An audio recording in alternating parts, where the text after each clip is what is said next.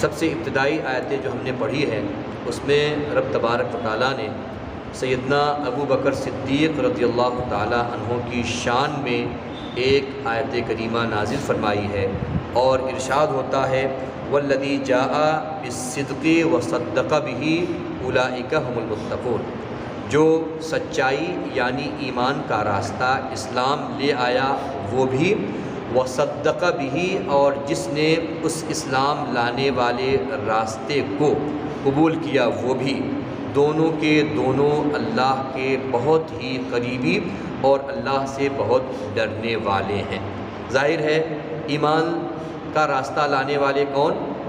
ہمارے اور آپ کے آقا جناب احمد مجتبیٰ محمد رسول اللہ صلی اللہ علیہ وسلم، اور سب سے پہلے اس راستے کو قبول کرنے والے کون؟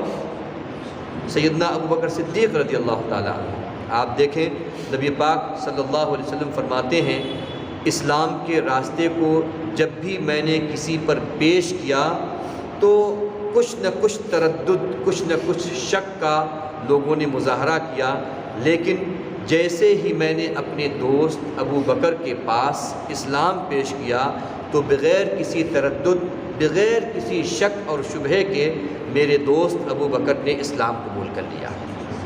اور یہ عظمت ہے سیدنا ابو بکر صدیق کی۔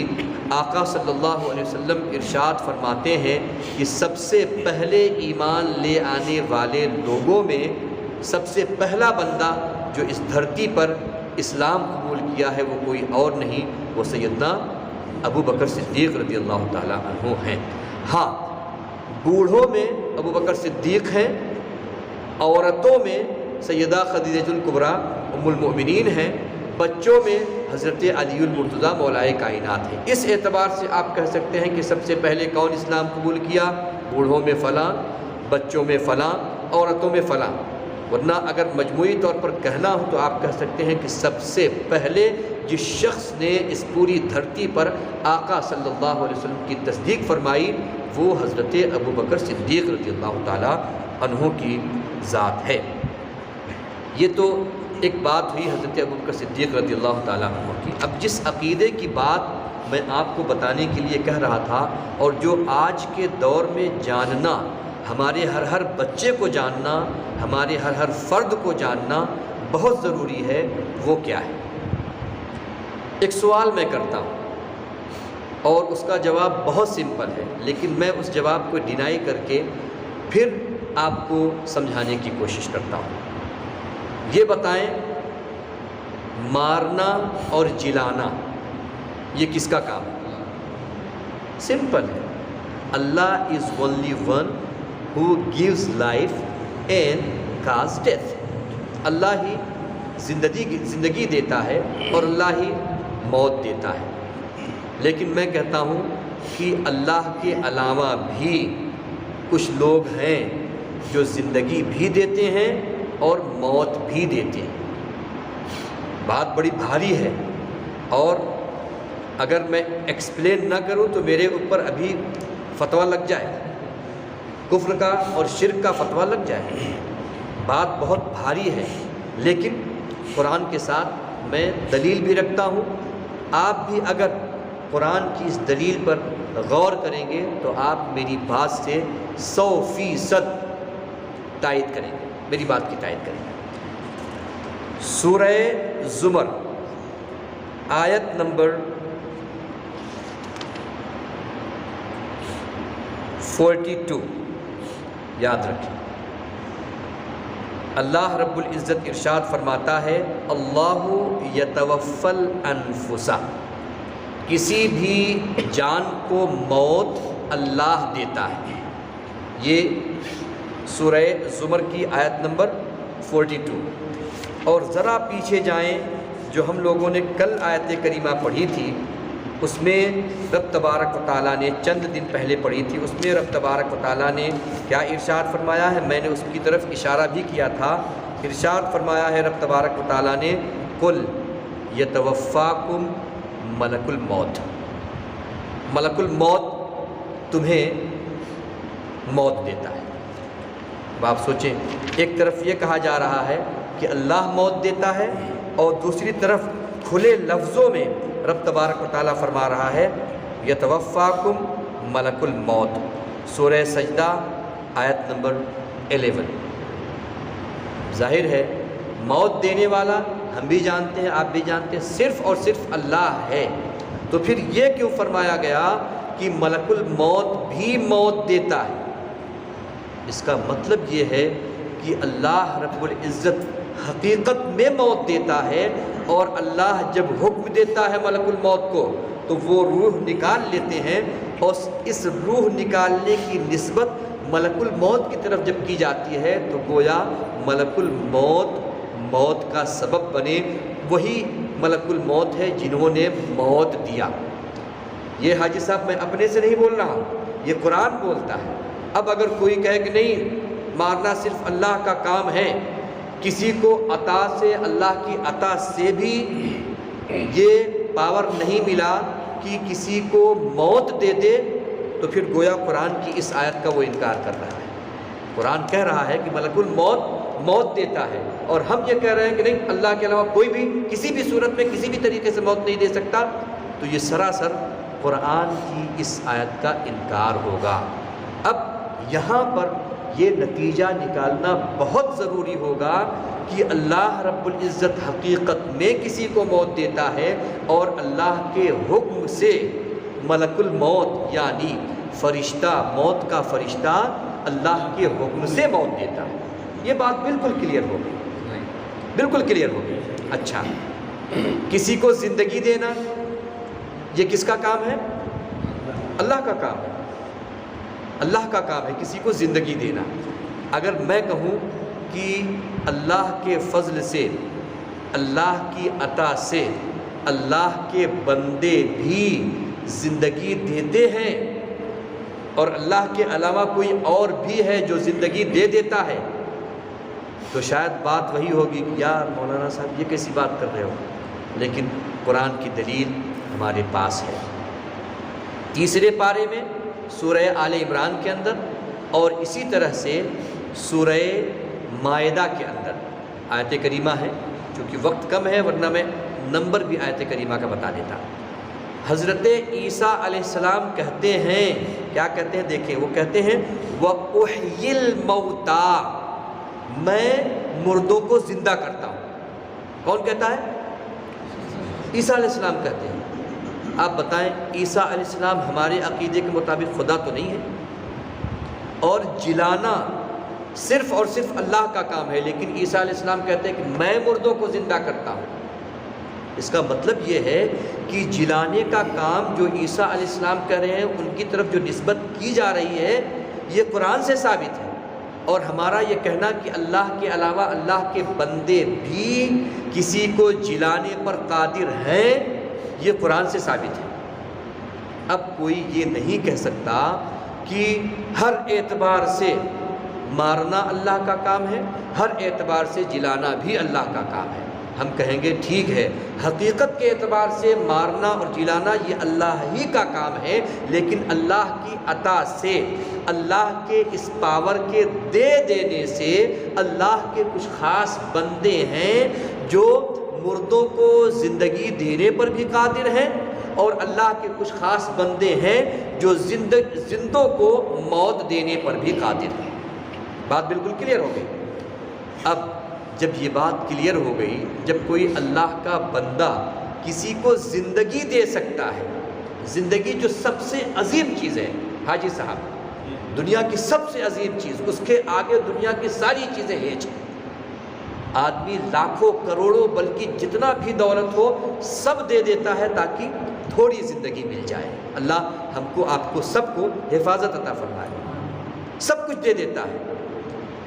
اور جب اللہ والا، اللہ کا کوئی بندہ زندگی دینے پر قادر ہے اللہ کی عطا سے، تو زندگی کے اندر جو چیزیں ہوتی ہیں، مشکلات کو دور کرنا، کسی بھی رحمت کو قریب کرنا، جب زندگی دینے پر اللہ والا قادر ہے تو پھر ان کو دینے پر کیوں قادر نہیں ہوگا؟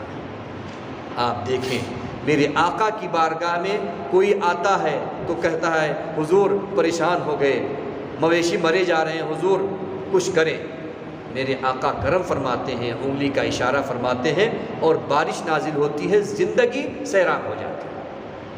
کوئی اور کچھ چاہتا ہے، کوئی اور کچھ چاہتا ہے۔ حضرت جابر کے 2 لڑکوں کا واقعہ آپ نے سنا ہوگا، ایک نے دوسرے کو لٹا کر ذبح کر دیا۔ حضرت جابر کے ہاں دعوت تھی، حدیث میں یہ قول مذکور ہے۔ جب ذبح کر دیا، حضرت جابر نے کہا اللہ، بیٹے کا انتقال ہو گیا۔ ایک نے دوسرے کو ذبح کیا، دوسرا کود کر اپنی جان دے دیا کہ اب میرا بھائی چلا گیا۔ میرے آقا جب کھانے پر تشریف پہنچے، روایتوں میں آتا ہے میرے آقا نے ارشاد فرمایا بچے کہاں ہیں؟ حضرت جابر نے ان دونوں کو لٹا کر رکھا تھا کہ اگر سرکار کو ہم بتا دیں گے تو سرکار کھائے بغیر چلے جائیں گے۔ ظاہر ہے غم کی حالت ہے، 2 بچے ایک ساتھ میں انتقال کر گئے ہیں۔ میرے آقا صلی اللہ علیہ وسلم کے پیارے دیوانوں، میرے آقا نے ان دونوں بچوں کو بلوایا۔ صحابی حضرت جابر کہتے ہیں حضور وہ آرام میں ہے، آپ کھانا کھا لیں۔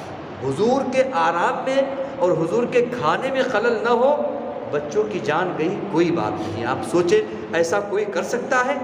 لیکن نہیں، میرے آقا کے صحابہ اپنے آقا یعنی ہم سب کے آقا کو مقدم رکھتے تھے، سب سے زیادہ پریفرنس آقا کو دیتے تھے۔ لیکن میرے آقا بھی اسی طرح سے محبت فرمایا کرتے تھے۔ میرے آقا کو پتہ تھا کہ گھر میں دونوں بچوں کا معاملہ کیا ہوا ہے۔ میرے آقا اس جگہ پر پہنچے ہیں اور اپنے دستے مبارک کو ان دونوں بچوں پر پھیر دیا ہے۔ روایتوں میں آتا ہے کہ دونوں بچے پھر سے زندہ ہو گئے۔ زندگی دینا اللہ کا کام ہے، لیکن اللہ کی عطا سے میرے آقا نے زندگی دی کہ نہیں دی؟ آقا کی تو بہت بڑی شان ہے۔ آ جائیے غوث اعظم کی بارگاہ میں، روایتوں میں ملتا ہے سرکار غوث اعظم نے ایک بار نہیں کئی بار مردوں کو زندہ کیا، اور ایسا نہیں کہ ایسے مرا ہے آج مرا اور آج زندہ کیا، بلکہ کئی سال گزر گئے۔ قبرستان میں لے جا کر کہا چلو دکھاتا ہوں مردہ زندہ کر کے، کیونکہ عیسائی نے کہا تھا کہ میرے نبی نے مردہ زندہ کیا، تمہارے نبی نے کہا مردہ زندہ کیا۔ سرکار غوث اعظم نے کہا میرے نبی کی تو بڑی شان ہے، چل میں زندہ کر کے دکھاتا ہوں۔ اور سرکار غوث اعظم نے کہا بول کس مردے کو زندہ کرنا ہے؟ قبر کی طرف اشارہ کر۔ عیسائی نے کہا اس کو زندہ کر، اس کو زندہ کر۔ میرے غوث نے اشارہ کیا اور اشارہ کر کے کہا اے مردے، غوث اعظم کہتا ہے زندہ ہو جا۔ قبر شق ہوئی، مردہ زندہ ہوا، اور صرف زندہ ہی نہیں ہوا بلکہ پوچھ رہا ہے سرکار غوث اعظم سے قیامت آ گئی کیا؟ قیامت آ گئی کیا؟ کہا نہیں، قیامت نہیں آئی ہے۔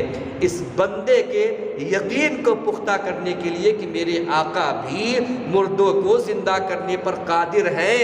جب غلام کا یہ عالم ہے تو آقا کا کیا عالم ہوگا؟ آپ سوچیں، یہ عقیدہ ہمارا عقیدہ ہے۔ اب اگر کوئی کہے کہ نبی معاذ اللہ رب العالمین کوئی اختیار نہیں رکھتے ہیں تو کیا اس کی بات کو مانا جائے گا؟ اس کی بات کو رد کر دیا جائے گا؟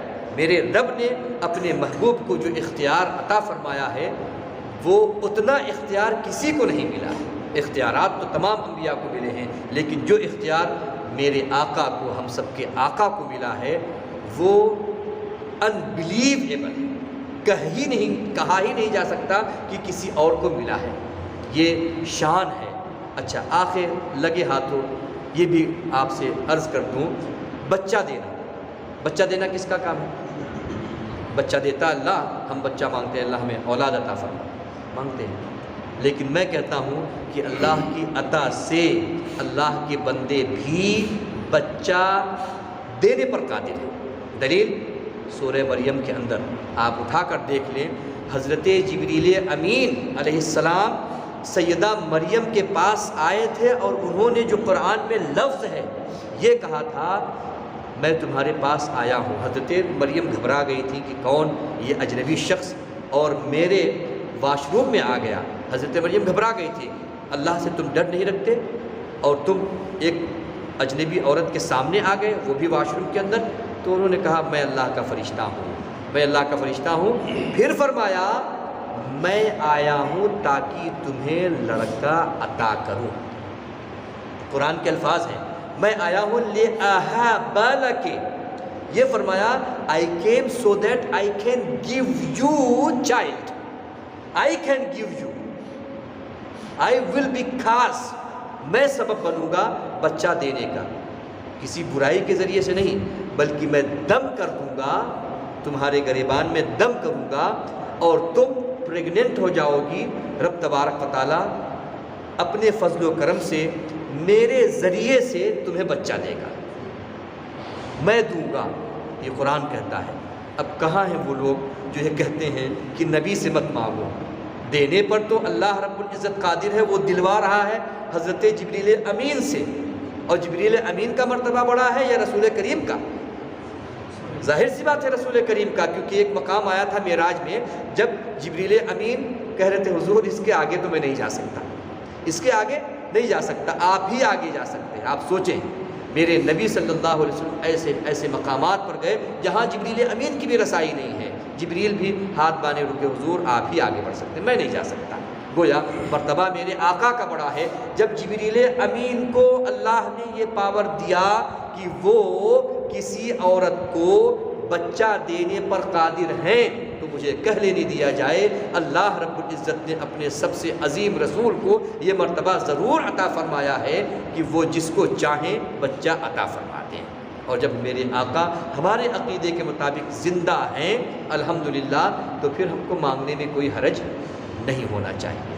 بس یہ ہے کہ جو مانگنے کا سلیقہ ہونا ہے اس سلیقے سے مانگا جائے، تو انشاءاللہ اللہ کے رسول آج بھی ہماری سفارشوں کو سننے کے لیے تیار ہے۔ اللہ رب العزت کی بارگاہ میں دعا ہے اللہ رب العزت ہم کو، آپ کو، سب کو اس طرح کے اچھے اور پیارے عقیدے قرآن سے پڑھ کر اور پھر اس پر عمل کرنے کی توفیق عطا فرمائے۔ مولا تعالیٰ اپنے فضل و کرم سے تو کرم فرما اور ہمارے بگڑے کاموں کو سرکار علیہ الصلوۃ والتسلیم کے صدقے میں بنا دے۔ مولا نبی کریم صلی اللہ علیہ وسلم کا صدقہ ہم سبوں کو عطا فرما دے۔ اے اللہ تیرے بندوں نے تیرے قرآن کی تفسیر سننے کے لیے وقت دیا، مولا ان کے اوقات میں بے پناہ برکتیں عطا فرما۔ ان اللہ و ملائکتہ یصلون علی النبی یا ایھا الذین آمنوا صلوا علیہ وسلموا تسلیما۔ اللهم صل علی سیدنا و شفیعنا و حبیبنا و بارک وسلم، صلاۃ و سلام علیک یا رسول اللہ صلی اللہ تعالی علیہ وسلم۔ سبحان ربک رب العزۃ عما یصفون وسلام علی المرسلین والحمد للہ رب العالمین۔ لا الہ الا اللہ محمد رسول اللہ صلی اللہ علیہ وسلم۔